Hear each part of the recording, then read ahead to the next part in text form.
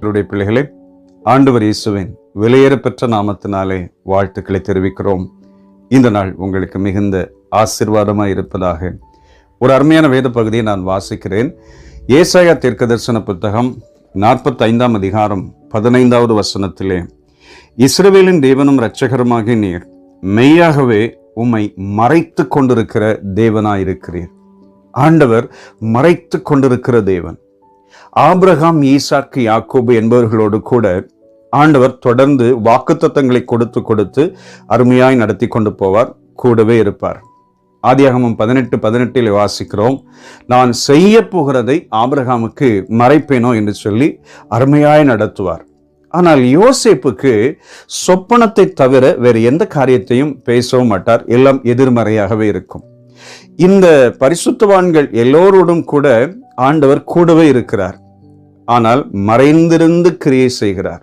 யோசேப்புக்கும் மறைந்திருந்து கூடவே இருந்து அற்புதமாய் நடத்தி கடைசியிலே அவருக்கு கொடுத்த தரிசனத்தை, சொப்பனத்தை நிறைவேற்றுகிற சூழ்நிலைக்கு ஆண்டவர் கொண்டு போகிறார். தேவனுடைய பிள்ளைகளே, சில நேரங்கள்ல அவர் நம்ம கூட தான் இருப்பார், ஆனா உணர முடியாது. ஆனா அநேக அற்புதங்கள் நடக்கும். 2 காரியங்களை உணர முடியும். தம்முடைய வல்லமையை விளங்க பண்ணும்படிக்கு சில நேரங்களில் மறைத்து கொள்கிறார் தம்மை. 2வது, நாம் பாவம் செய்யும் போது தம்மை மறைத்து கொள்கிறார். இஸ்ரவேல் ஜனங்கள் எகிப்திலிருந்து புறப்படுகிற வேளையிலே, அதற்கு முன்பும் அநேக அற்புதங்களை பார்த்தார்கள். அவர்களோடு கூட ஆண்டவர் நடந்து வந்தால் அநேக நேரங்களிலே அவர்கள் உணரவில்லை. தம்மை மறைத்து அநேக அற்புதங்களை செய்தார். செங்கடலை பிளந்தார், வனாந்திரத்திலே தண்ணீர் கொண்டு வந்தார், மன்னாவை கொடுத்தார்.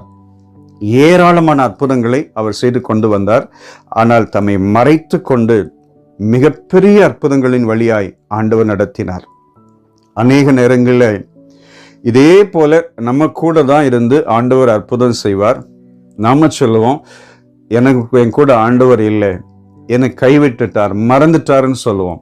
ஆனா ஜெபிக்கிற எல்லா ஜெபங்களுக்கும், வேண்டிக் கொள்கிற காரியங்களுக்கும் ஆண்டவர் அநேக அற்புதங்களை செய்து கொண்டே இருப்பார். பிரசன்னத்தை உணராமல் இருக்கலாம். சில நேரத்தில் தம்முடைய வல்லமையை விளங்க பண்ணும்படிக்கு அவர் தம்மை மறைத்து கொண்டு கிரியை செய்து கொண்டே இருப்பார். 2வது, நம்ம பாவம் செய்யும் போது தம்மை மறைத்து கொள்ளுகிறார். சங்கீதம் 30:7 வாசிக்கும் போது, உமது முகத்தை மறைத்து கொண்ட போதோ நான் கலங்கினவனானேன் என்று வாசிக்கிறோம். சில நேரங்களில் நாம செய்கிற சில தவறுகள், பாவங்கள் நிமித்தமா ஆண்டவர் தம்மை மறைத்து கொள்கிறார். எவ்வளவு கூப்பிட்டாலும் பதில் வராது, எவ்வளவு கெஞ்சினாலும் பதில் வராது, எவ்வளவு நோக்கி பார்த்தாலும் பதில் வராது. காரணம், நாம் செய்கிற சில பாவங்கள் அப்படியே நமக்குள்ள இருக்கும். மன்னிக்கப்படாத சில பாவங்கள் அப்படியே இருக்கும். அதனால எந்த சூழ்நிலையில அவங்க கூப்பிட்டாலும் அப்படியே அமைதியா இருப்பார். சவுலை கர்த்தர் பிரத்யேகமாய் தெரிந்து கொண்டு பிரத்யேகமாய் அபிஷேகம் பண்ணி தீர்க்கதரிசன அபிஷேகத்தையும் கொடுத்து, ராஜரீக அபிஷேகத்தையும் கொடுத்து ஆண்டவர் நடத்தினார்.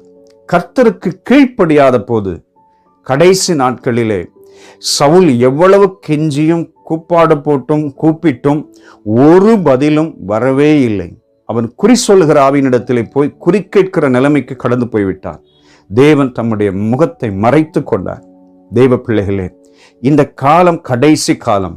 நம்மை ஒவ்வொரு நாளும் உணர்ந்து நம்முடைய வாழ்க்கையை மிக சரியாய் பரிசுத்தமாய் காத்து கொள்வோம். ஒரு காலம் நமது வாழ்க்கையிலே தேவன் தம்முடைய முகத்தை மறைத்து கொள்ளக்கூடாது. எப்பொழுதும் அவர் முகத்தில் உள்ள ஒளியை நாம் பெற்றுக்கொண்டே இருக்க வேண்டும். உமது முகத்தில் உள்ள ஒளியை மேல் பிரகாசியும் என்று சங்கீதக்காரன் சொன்னது போல, நாமும் ஒவ்வொரு நாளும் அந்த வெளிச்சத்தை, அவருடைய முகத்தின் பிரகாசத்தை உணர்ந்து கொண்டே இருக்க வேண்டும். தெய்வ பிள்ளைகளே, இந்த நாளிலே நம்மை ஆராய்ந்து பார்க்கலாம், அவருடைய பிரசன்னத்தை உணர்வோம். சில நேரங்களில் கூட இருந்தாலும், நிறைய அற்புதங்களை செஞ்சாலும் நம்ம உணராது இருக்கிறோம். ஆண்டவர் கூட இருக்கிறத நாம சரியாய் புரிந்து கொள்ளாமல் இருக்கிறோம். ஆனால் கூட தான் இருக்கிறார், உங்க கூட தான் இருக்கிறார். நீங்க உண்மையா கர்த்தருக்கு நடப்பீர்களானால் ஆண்டவர் உங்க கூட இருந்து மிகப்பெரிய அற்புதத்தை செய்வார். தம்முடைய வல்லமையை விளங்க பண்ணும்படிக்கு அவருடைய கண்கள் பூமி எங்கும் உலாவி கொண்டிருக்கிறது. அல்லேலூயா. நம்முடைய தேவன் இயற்கைக்கு அப்பாற்பட்ட தேவன். அவர் நம்மோடு கூட இருந்து மிகப்பெரிய அற்புதம் செய்வார். நாம் பாவத்திலிருந்து அசுத்தத்திலிருந்து நம்மை விலக்கி காத்துக்கொள்வோம். இந்த நாளையும் நாம் பிரயோஜனப்படுத்திக் கொள்வோம். சேர்ந்து ஜெபிக்கலாமா? அருமை பிதாவே, இந்த நல்ல நாளுக்காய் ஸ்தோத்திரம்.